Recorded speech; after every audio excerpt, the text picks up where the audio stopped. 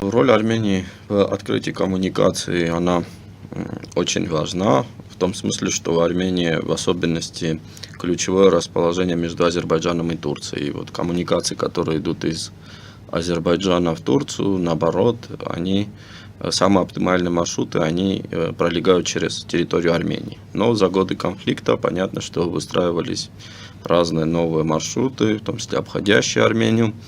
И также за годы конфликта у нас деградировала также коммуникационная линия внутри Армении. Да, у нас исчезли две железнодорожные линии, которые раньше связывали Армению с Азербайджаном. Это, значит, одна линия это через Мегри, и вторая Ереван и Джеван Казах, да, которая повреждена на нескольких участках, отчасти, часть инфраструктуры разграблена и так далее, и нуждается в капитальном восстановлении. Плюс у нас был там участок, где из-за селевого, из-за схода оползня, да, там у нас, около 2 километров дороги нужно полностью восстановить. То есть вот у нас за эти годы новая картина сложилась, но если мы открываем границы и начинаем выстраивать межгосударственные отношения, понятно, что самые короткие пути, например, из Азербайджана в Турцию идут через территорию Армении. Это даже не мигринский маршрут, это через северную часть Армении.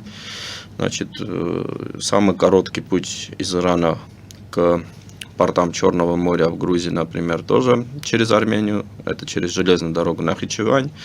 Армения, далее Грузия. И все это показывает также взаимосвязанность региона, потому что вот по отдельности все эти участки почти не имеют никакого смысла, а когда мы открываем границы, сразу выстраиваются разные комбинации. Да? Например, из Ирана можно через юг Армении и Азербайджан, через Нахичевань, юг Армении и Азербайджан поехать в Россию. Это так называемый вариант пути север-юг, да, в который тоже заинтересованы разные страны. Потом Россия с Ираном обсуждают эту идею больше 20 лет, около 20 лет, и никак не могут совершить строительство вот этого участка Решт-Астара, да, около 170 километров. А у нас практически готовая инфраструктура. Да? Вот если мы завершим мигринский участок, Азербайджан восстановит свои участки, у нас будет уже готовая линия. То же самое, в Грузию, то же самое Турция с Азербайджаном. И все, что связывает Турцию, Армению, Азербайджан, это еще самые такие оптимальные маршруты срединного, так называемого, коридора или любых, маршрутов из Центральной Азии к Ближнему Востоку и Средиземному морю. Вот все это именно исходя из этого, важна роль Армении географическая, но у нас, конечно, много проблем, как я сказал. Единственное, я хотела бы уточнить и попрошу продолжить. Это все планы или уже есть переговоры по этим вопросам? У нас уже Азербайджан открыл транзит для грузов в Армению, и прибыла первая партия зерна не из Казахстана, хотя вначале было объявлено, что из Казахстана, да, казахская партия еще едет в Армению, а вот из России уже, на территорию Армении попала эта партия зерна. Это очень важный, конечно, шаг, и армянская сторона, мы знаем, предложила свой ответный вариант разблокировки, и транзита между Турцией и Азербайджаном через КПП Маркара, Корнидзор. Азербайджанские эксперты, реакция, она негативна на это предложение. Почему? Потому что это не совсем оптимальный маршрут, да, особенно в зимний период, в зимнее время, потому что пересекают 2-3, горных перевала. Также это не самый короткий маршрут, да, если, например, из Маркары тоже поехать на север, да, вот КПП Каян, Казах, да, это тоже иджеванская трасса. Этот путь где-то на 1,5 часа короче, чем то, что предлагается. Вот в этом случае проблема в том, что вот у нас есть 2 КПП всего на армяно-азербайджанской границе, которые можно задействовать. Это Корнидзор и Вартенис, да, Сотк, потому что раньше, до 2020 года, это было два пути, которые связывали Армению с Нагорным Карабахом. И, соответственно, кроме этого, у Армении нет сейчас готовых КПП. Но для того, чтобы подготовить другие КПП, прежде всего, если мы говорим об автомобильном транспорте, самое важное – это вот северный участок Иджеван-Газах, нужно провести делимитацию на этом участке, нужно с двух сторон построить где-то полкилометра дороги.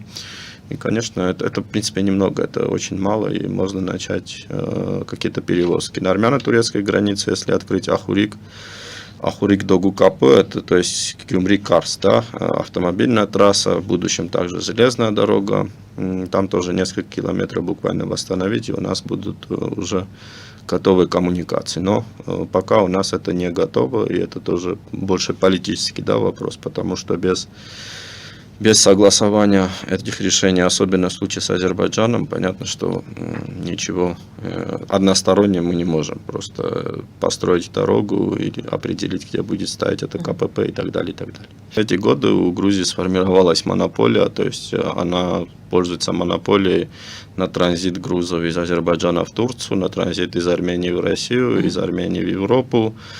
Из Азербайджана в Европу. Она получает по льготной цене, например, газ, который перевозится по ее территории, значит, имеет хорошие, значит, инвестиции в свою экономику. И, безусловно, это в некоторой степени может беспокоить грузинскую сторону. Но я полагаю, что если у нас будет полная деблокада, тоже, например, возможность Грузии через территорию Армении и Нахичеванской автономной республики выходить к портам Индийского океана, да, к заливу и так далее. Это тоже хорошие возможности.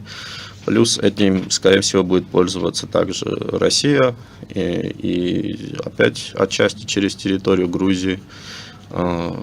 Поэтому мне кажется, что да, есть некоторое изменение ролей, если произойдет деблокада. Для Грузии это, скорее всего, в общей сумме несколько меняет ее роль и лишает монополии. Для Армении и Азербайджана открывает новые возможности.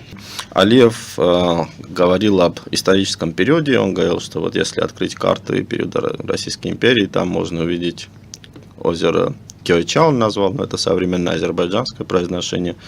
Тогда это писалось Гокча или Гокча, значит, и не увидим Севана. Ну, это не совсем правда, потому что есть карты периода Российской империи, особенно, я думаю, он касался военной карты Кавказского края 1903 года, да, где действительно, значит, написано только одно название Севана, но из примерно 40 карт 19 и начала 20 века, которые мне попадались, обычно пишется Кокча, в скобках Севанг, Г в конце, да, потому что это название Севана-Ванка, значит, и, значит... Ванг – это храм, чтобы... Да. Ну, это такое сочетание двух армянских корней. Севан – это название полуострова, оно встречается в армянских источниках с X века, насколько я помню. То есть вот Севанская битва известна, это не озеро, а у полуострова, потому что озеро называлось Герамским или Гераркуникским, да, озером. Чтобы понятно было, Аркуник, вот расшифруйте, пожалуйста, Гераркуникское, чтобы понятно было, что корни какие там.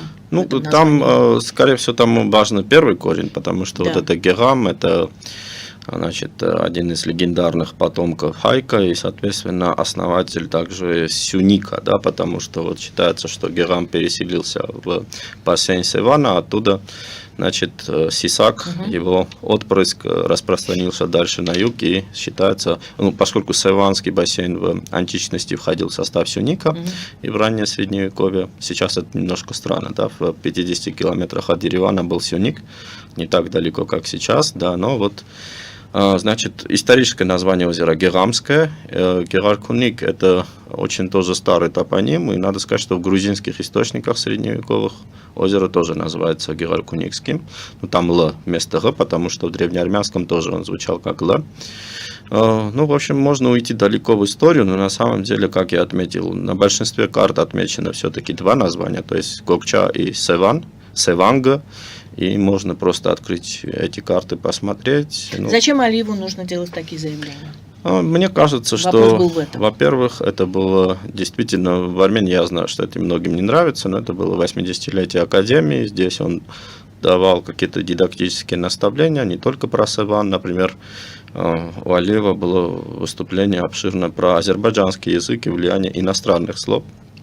Причем, если вы углубитесь в контекст, это напрямую касается, например, влияния турецкого языка на азербайджанский, потому что там речь шла о сериалах, о каких-то таких вещах, которые меняют современный азербайджанский язык, и что это очень, очень плохо и нежелательно. И вот есть такая тенденция, что вот просмотр турецких сериалов, которые очень популярны в Азербайджане, влияет на то, как меняется азербайджанский язык. Негативно, он считает, Да, и меняется. это тоже было преподнесено, например, то есть прямо не указывается, но указывается как негатив. Я думаю, что, конечно, если мы говорим о конкретных, значит, о смысле этого заявления, оно не конкретно в данный исторический период, это такая долгосрочная политика, долгосрочный план Б, и на всякий случай, так скажем. То есть Азербайджан, с одной стороны, идет на мирную повестку, да, как было сказано, был открыт транзит для армянских грузов, это действительно очень важное достижение.